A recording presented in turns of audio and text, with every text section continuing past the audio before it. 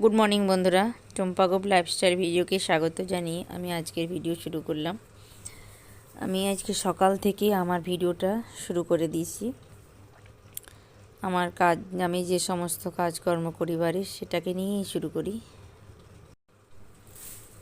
চলে এসেছি ঝাঁটা নিয়ে, গোয়াল পরিষ্কার করে নেব। প্রথমে বাইরের কাজ থেকেই শুরু করি, তারপর আমি ভেতরের কাজ করব। গোয়াল পরিষ্কার আমার হয়ে গেল, এবার উঠোনটা ধুয়ে নিই। আমাদের উঠোনটাকে প্রত্যেক দিনই ধুতে হয়, কারণ আমাদের এখানে প্রচুর ডাস্ট।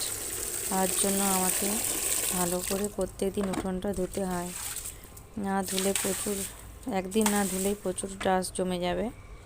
তার জন্য আমি উঠোনটাকে ধুই নিই ভালো করে। বাইরের কাজ কমপ্লিট হয়ে চলে এসেছি আমি ঘর পরিষ্কার করতে।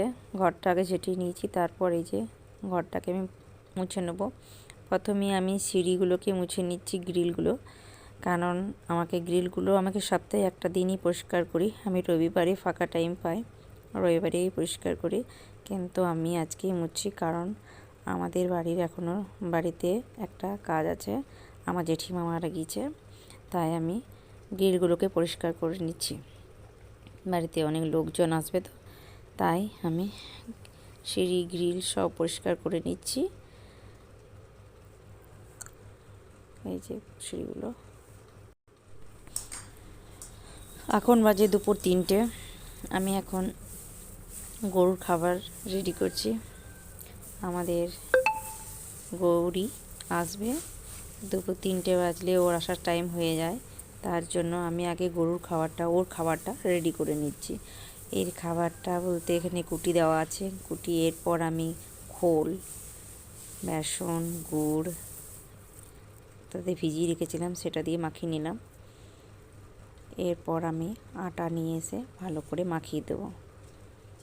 দেখুন ওর কী খাবার আছে, এখানে দেখাই তোমাদেরকে, আসুন। এখানে খোল ভেজে আছে, এখানে আছে চকর, মিক্সচার, আটা, সব কিছু। এখানে গুড়, এই যে আটাটা নিলাম। এবার আমি কুটিতে ভালো করে মিক্স করে নেব। ভালো করে না মাখালেও ওখানে খাবে না।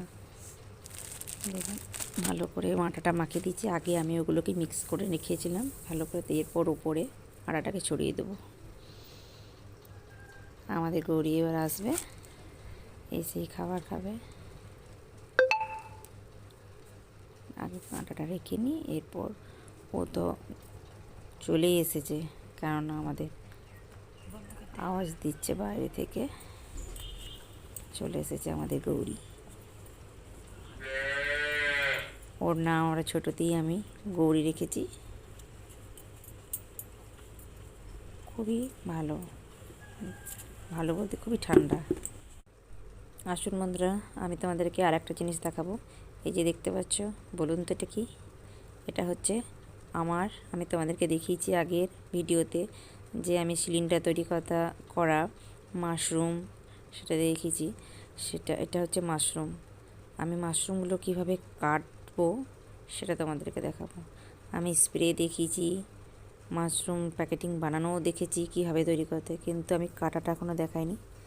তাই আজকে তোমাদেরকে মনে হলো আমি মাশরুমের যে ছাতুগুলো হয়েছে সেটা কীভাবে কাটতে হয় সেটা আমি দেখাবো। দেখুন কীভাবে আমি কাটছি। আমি কাটিনি, তবে আমি এরকমভাবে কাটি। তো আমি এখন বললাম প্রথমে ভিডিও শুরুতেই যে আমার জেঠিমা মারা গেছে। মাশরুমটা এমন একটা জিনিস যেটাতে একটা নিখুঁতভাবে কাজটা করতে হয়, কারণ এখন তো আমাদের মারা গিয়েছে, তো আমরা ছুঁতে পাবো না মাশরুমটা। কারণ আমি যদি এই মাশরুমের প্যাকেটটা ছুঁই, হয়তো মাশরুমের সিন্ডাটা আমার নষ্ট হয়ে যেতে পারে। তাই আমি চাই না যে আমার মাশরুমটা এত কষ্টের জিনিস আমার নষ্ট হয়ে যায়। যাক, তার জন্য আমি আমার একটা কাকিমা, তাকে দিয়েই আমি এগুলো মাশরুমগুলোকে কাটা করাচ্ছি। দেখুন মাশরুম সিলিন্ডারে কীভাবে মাশরুম কাটতে হয়। এটাতে কাঞ্চি করেও কাটা যেতে পারে, চাকু করেও হতে পারে ধারওয়ালা। আমাদের চাকুটাতেই আমাদের সুবিধা হবে। দেখুন, আর এর 2 দিন আগে কিন্তু আমি মাশরুম কেটেছি, তাতে আমার একবার হয়েছিল প্রায় 5 কিলোর মতো। এবারে যেটা হয়েছিল প্রায় 2-3 কিলোর মতো। তো আমার মাশরুমের প্যাকেটটাতে কি আমি পুরো সিলিন্ডারটা মানে ক্লিয়ার করে কাটিনি, তার জন্য মাশরুমটা দেখুন অনেকটা শুকিয়ে গেছে।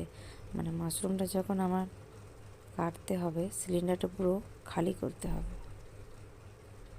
আমি যদি খালি না করে কাটি তাহলে মাশরুমটা শুকিয়ে যাবে।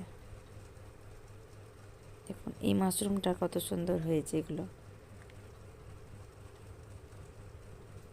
কত বড় বড়। অনেক মাশরুম আমার শুকিয়ে গেছে, কিন্তু আমি দেখিয়েছি এবার শুকনো মাশরুম, এটা যেগুলো শুকিয়ে যায় সেগুলো শুকনোর সাথে আমি রেখে দিই, কারণ ওটাকে আমাকে মিলিয়ে ভালো করে হাওয়াতে শুকিয়ে রাখি। ওই শুকনো মাশরুমগুলো কিন্তু এর মাশরুম থেকে অনেক দাম। এটা হয়তো এখন শীতকাল বলে কম রেট, কিন্তু গ্রীষ্মকাল হলে রেটটা বেশি হতো। আর শুকনোগুলোর চলবে 800 টাকা। ওইটাতে খাওয়াটা কিন্তু ভালো, শুকনোটা ডাশ করে যদি দুধের সাথে মিক্স করে খাওয়া হয়, দেখুন কতটা হলো। যখন আমার মাশরুমটা তোলা হয় প্রায় আমার এইরকমই তুলি, প্রায় 1 কেজির থেকেও কিন্তু বেশি।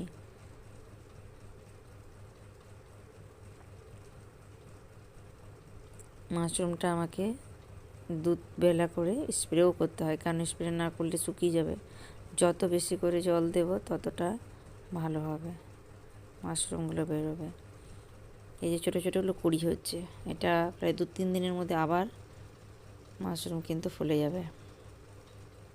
আমি ভালো করে জল দিতে হবে। বাই বন্ধুরা, আজ এই পর্যন্ত থাক, ভালো থাকবে সবাই।